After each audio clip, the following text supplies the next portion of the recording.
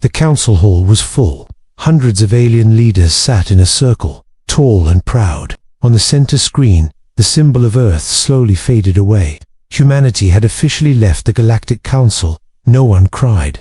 No one stopped them. Some council members even smiled. Finally, one said, "The troublemakers are gone." For years, humans had warned the council about growing threats, about fragile systems, about signs of danger in deep space, but the council never listened. They saw humans as emotional, unpredictable, and dangerous. So when Earth offered to leave, peacefully, the council accepted without question. Humans walked away, quietly, without war, without threats.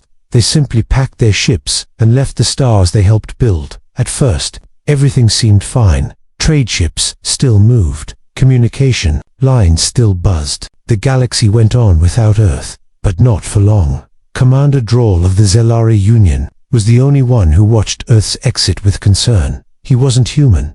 He didn't even like humans. But he remembered one thing. Clearly before humans arrived, half the galaxy was at war. After they joined, that war ended in weeks. Now, they were gone.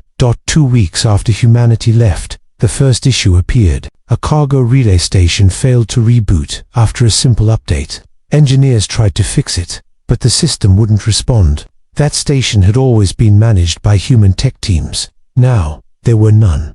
A small voice in Droll's mind whispered, "Coincidence?" Then another problem came. A medical AI on a large hospital ship suddenly shut down. No warning, no cause. Hundreds of patients needed treatment. The ship drifted helplessly. The council sent help, but their medics didn't understand the system. That AI was upgraded last year by humans. The voice in Droll's head grew louder. He began digging through the records. What he found shocked him.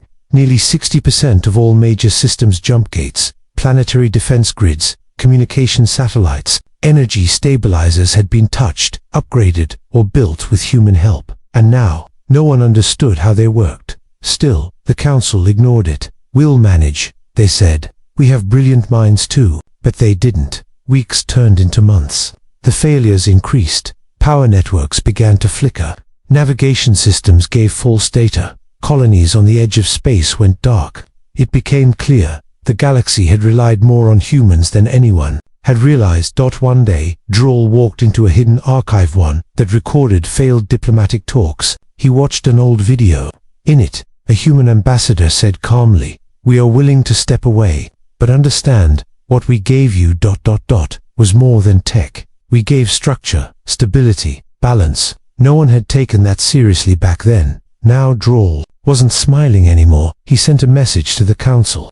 "We need to contact Earth again," he said. "We need their help." The council refused. They left. Let them go. But Droll knew better. The silence from human space wasn't just peaceful, it was cold, controlled, like a door locked from the inside. And that door wasn't opening again. On a distant planet, a minor species, the Kirith, found something strange. A human-built research outpost, long abandoned, now active again. Inside, a single message played on repeat. "You chose to push us out. So we stepped back, and the galaxy stepped into the void." Back on the council world, another power grid failed. The lights dimmed. Communication cut. For the first time, panic spread across the council floor. Droll sat quietly. He remembered a phrase humans used. It echoed in his mind like a warning from the past. "Be careful what you throw away. You might need it later." But later was already too late. Space was calm, but something felt wrong. 3 weeks had passed since Earth's departure, and now strange problems were rising in every corner of the galaxy. Council members still tried to act normal. Meetings continued. Speeches were given. But behind closed doors, fear had started to grow like a shadow. It began with whispers, small things people noticed. A jump gate delayed its activation. Navigation systems gave odd routes. Planets didn't receive supply shipments on time. These weren't attacks. There was no enemy, but the galaxy itself. It had started to feel like a machine slowly losing. Parts Commander Droll was among the few paying close attention. He sat aboard a scout ship heading toward Sector 9, a place known for its advanced mining colony powered by a human-designed energy stabilizer. A few days ago, the entire colony went silent. No distress call, no signal, just quiet. When his ship arrived, he saw the truth. The machines were still there. Towers stood tall. The sky shimmered with the planet's bright storms. But the colony was frozen, systems offline, lights dark, and inside the command center, screens flashed red with a single error message: maintenance protocol not found. Droll asked the engineers what happened. They told him they had no idea. The stabilizer had always just worked. No one knew how to repair it. It was based on tech that humans built, and they never left instructions. This wasn't just one colony. Similar failures began to appear in other sectors. One planet lost access to its food processing units. Another lost weather control systems and suffered massive crop failures. On one space station, the artificial gravity failed for several hours, an event that had never happened in over a decade. The pattern became clear. Systems touched by humans were failing first, and the galaxy had never learned how to keep them. Running dot in the past, whenever something went wrong, a human team would arrive within days. They didn't just fix things, they understood the systems from inside out. But now, those teams were gone, and their knowledge was gone with them. On the capital planet, the council finally met in emergency session. Tension filled the air. "We are losing systems we depend on," one member said. "Why didn't we prepare for this?" Another asked. A third, older voice spoke. "We thought we didn't need them." They all turned toward Commander Droll, who now stood before them. "You celebrated when they left," he said softly. "You didn't realize what you were giving up." The council demanded answers. Can we reverse these failures? Can we rebuild what's lost? Droll shook his head. It's not just tech. It's knowledge. It's design. It's trust. They helped hold this galaxy together. And now, he didn't finish the sentence. Some members suggested reaching out to Earth, but no one knew how. The humans had left no forward base, no beacon, no clear coordinates. Their space had gone dark, completely. That's when something strange happened.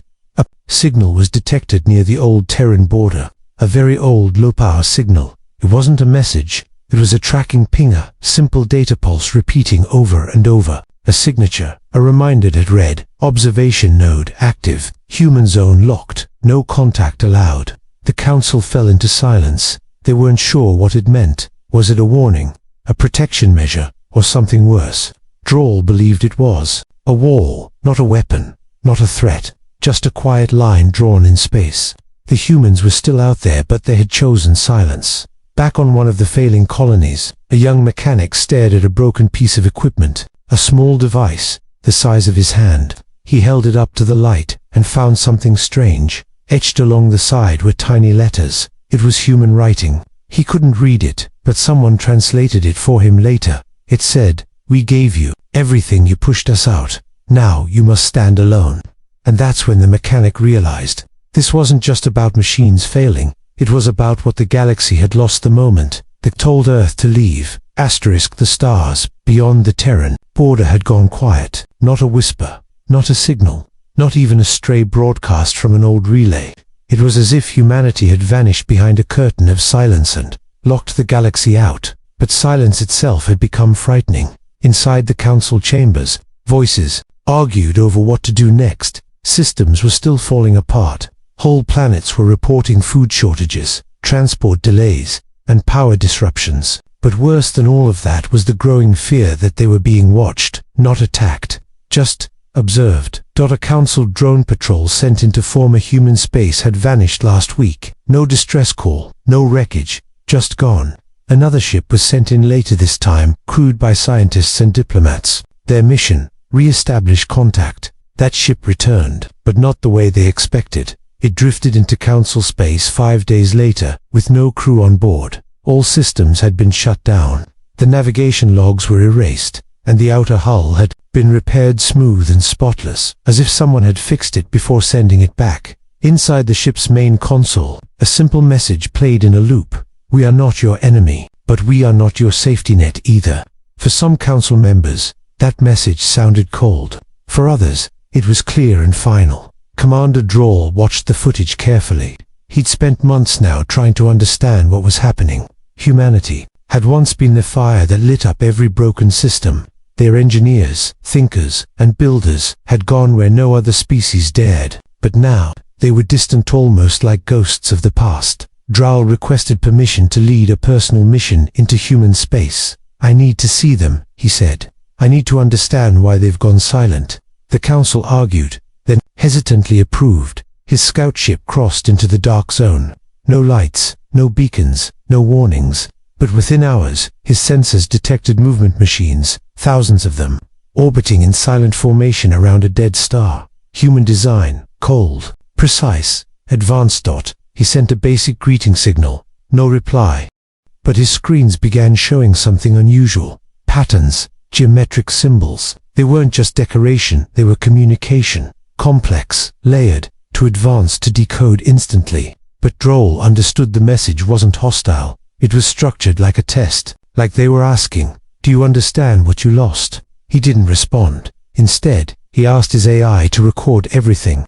As they drifted closer to the center of the formation, they saw something incredibly space station, massive in size, wrapped in cloaking fields and strange energy signatures, and in the center of it all, something no one expected: green Earth-like light, planetary clouds, trees visible even from orbit. Not Earth itself, but something similar, maybe a replica, maybe a refuge. His ship's systems began to shut down, but not by force, gently, as if someone was asking him to stop moving forward. Then, a transmission began. A voice. "Human, we see you. We remember what was said, but we are no longer yours to reach." Droll leaned forward. "Please, the galaxy is falling apart. They need you." There was a long pause. The voice returned, calm, firm, distant. "We offered help. We offered unity. We were told to leave, so we did. Now we protect what we've built." The transmission ended. Droll's ship slowly powered back up and was gently pushed away from the station. No force, just precision guidance, like a wind carrying a leaf away from fire. When he returned to council space, he brought proof images, recordings, analysis, but many on the council refused to believe it. They didn't want to admit the truth, that Earth hadn't disappeared, it had evolved, and it had no intention of coming back. Now, across dozens of star systems, people began whispering stories. Cargo captains spoke of silent ships passing through jump lanes. Miners told tales of machines that fixed themselves overnight. A trader claimed his failing engine had powered up again after drifting near a strange satellite. The message was clear, but only to those who listened. Humanity hadn't left the galaxy. They had simply left the council. They were watching, listening, waiting, but they wouldn't catch the galaxy if it fell again. Not this time. Asterisk, the galaxy was still spinning, but everything felt off balance. Once there was order, a rhythm. Trade moved smoothly. Machines hummed in unison. Planets communicated. Systems aligned. And problems, no matter how big, were fixed in time. But that was before Earth left. Now, the cracks were wide open, and no one could fix them. On the planet Alviansi, once the center of the council's food supply network, crops were failing. The sky's climate controls, powered by higher-bit satellites, had gone unstable. It rained acid 2 weeks ago. Crops dissolved overnight. The farmers begged the council for help, but the engineers sent to fix it had no idea how the weather system worked. It was a human design, the local mayor whispered. They knew how to balance it.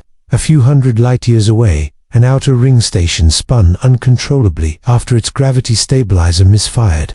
The council sent rescue ships, but the stabilizer was based on Terran field physics. The aliens couldn't understand it. A minor race, the Burrell, lived there, peaceful, advanced, but small in number. Their leader's final message said only this: "You should have never let them go." Commander Drow sat in his war room, watching dozens of reports arrive from across the galaxy. Blackouts, tech failures, empty relay channels. Even the trade between older species once managed by human AI was crumbling into confusion. He pulled up the master systems map and zoomed out. Bright red markers blinked across more than 30 sectors, all tied to old Earth-built systems, all failing. And still no response from human space. The council gathered in full session again, but the mood was no longer proud or dismissive. Now, it was desperate. "They left," said one representative, "but they left behind their fingerprints everywhere. We can't move forward without them. Then we must find them," another said. "But will they listen?" No one answered. Droll stood up slowly and addressed the chamber. "I went to their border. I saw what they've become. They are not angry, they are not vengeful, but they are not returning. Not unless they choose to." The silence in the room was heavy. Then, something unexpected happened. A message arrived not from Earth, but from a small trade colony on the edge of the dead zone. A human-built outpost, long abandoned, had suddenly lit up. Sensors showed power, surges, energy fields activating, and internal life support turning on. But there were no humans seen, just machines doing repairs, fixing the outpost as if preparing for something. A single signal pulsed from the station. We fix what's ours. What is broken beyond the line is not our burden. The meaning was sharp. Earth was rebuilding its own, but the rest of the galaxy was on its own. Across hundreds of systems, ordinary citizens began to ask questions. Why did the Council push the humans away? Did we make a mistake? Can we survive without them?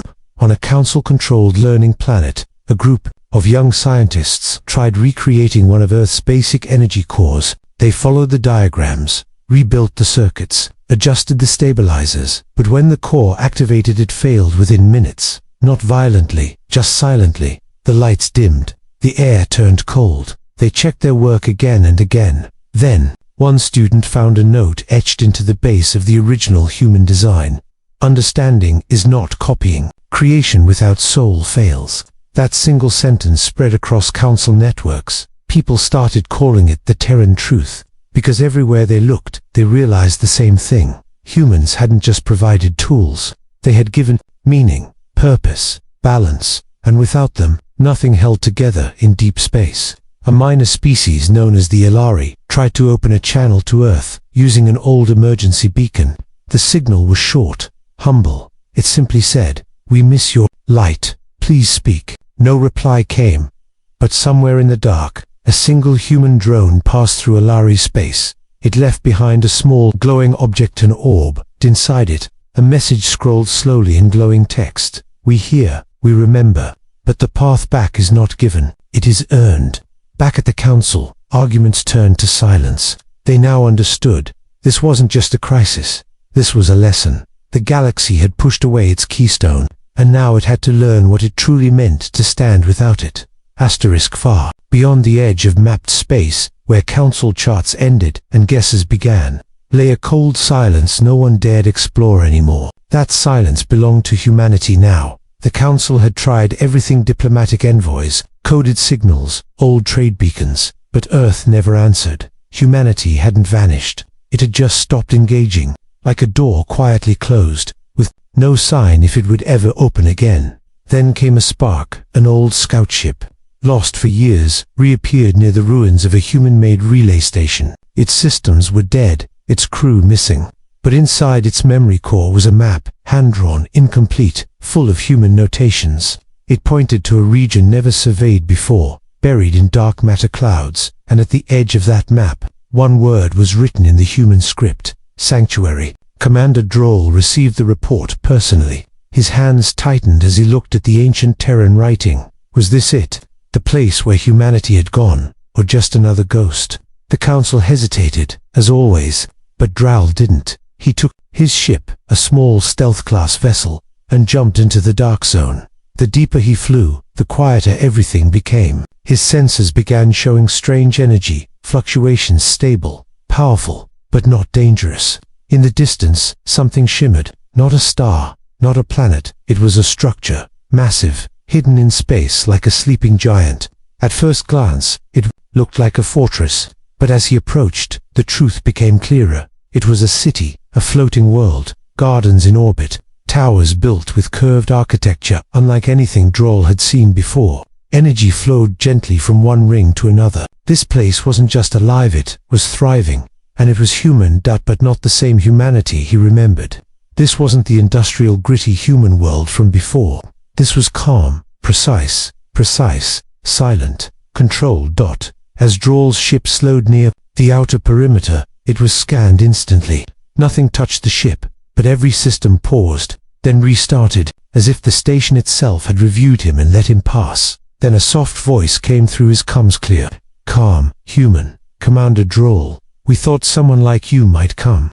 He was stunned. "How do you know my name?" "You were always watching," the voice replied. "So were we." He looked through the front screen as his ship hovered near the city. "Why did you leave us?" he asked. "Why build all this in silence?" There was a pause. Then the voice returned. You didn't ask us to leave. You pushed. You didn't listen. You dismissed.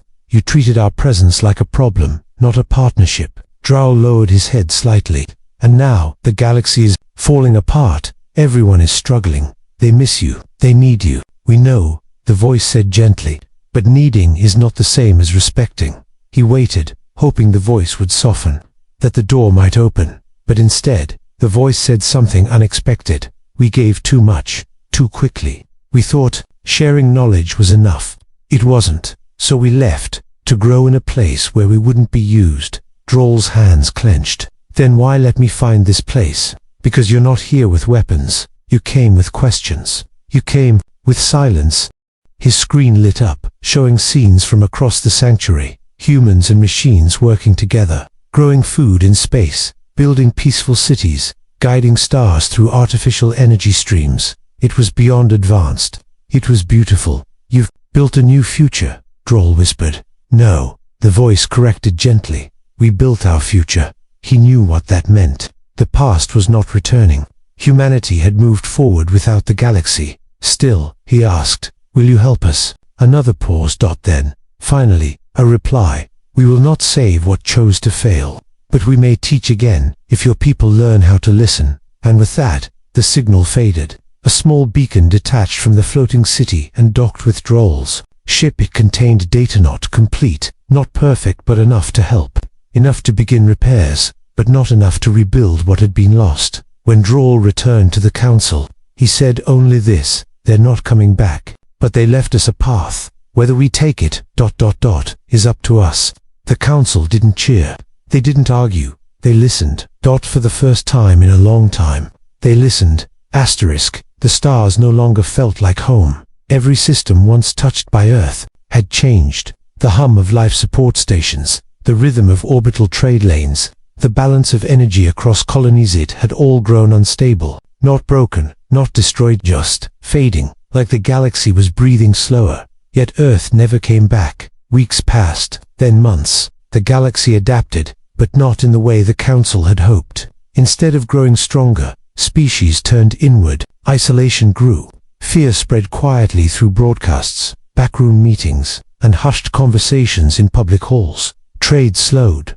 Alliances thinned, and the silence from Earth remained. On a quiet day, a message reached the Council. It wasn't official. It didn't come from Earth, or even from someone with authority. It was a recording from a young technician named Velen, working in the ruins of an abandoned research facility built by humans nearly 2 decades ago. Had been cataloging equipment, hoping to find something useful, and then she discovered it, a data drive, untouched, sealed inside a hidden panel. When she activated it, an old human voice filled the air. If you're hearing this, then we probably didn't come back. Velen uploaded the message to the main channel.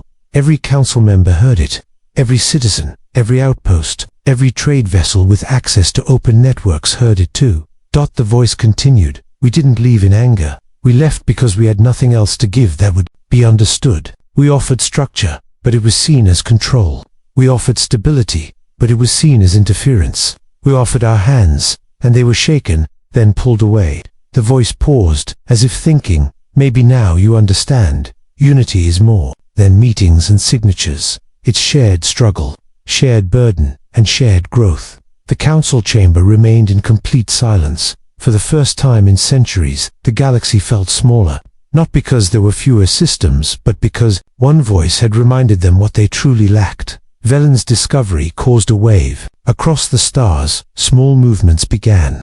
Not orders from above, not grand strategies, just choices. A mining crew on Dillis 4 began teaching themselves old Terran engineering principles. A medical station near the Theran belt built a library of translated human texts. A university on Lyran Prime reopened its band Terran research wing and offered courses in human philosophy and design. These weren't demands, they were beginnings. One day, without warning, a single drone entered Council space, sleek, quiet, bearing the mark of Earth. No weapons, no messages, just a symbol. 2 hands, open, facing upward. Hope. It traveled from planet to planet. It scanned systems but made no sound. When it passed over stations, lights flickered brighter for a moment. When it hovered near damaged colonies, water systems began to flow more smoothly. Navigation grids adjusted themselves with no input. Then, as quietly as it had come, the drone disappeared into the stars again. Some believed it was just a probe. Others believed it was a test. On his balcony, Commander Droll stood watching a sky full of questions. He remembered the silence Earth had left behind, and he now realized something else. It hadn't been a punishment. It had been a challenge, not one given in anger, but one wrapped in patience, to see if the galaxy could grow without being carried, and maybe, just maybe, to see who among them would try. In the final session of that cycle, the council gathered not to debate, but to reflect. One member, older than most, stood and said what everyone had been thinking. We didn't lose Earth. We lost our chance to understand them while they were still beside us. A soft murmur filled the room. Then another voice added, but maybe we've found something more valuable. Now our reason to earn that understanding. And so, the galaxy did not collapse. It did not burn. But it did change.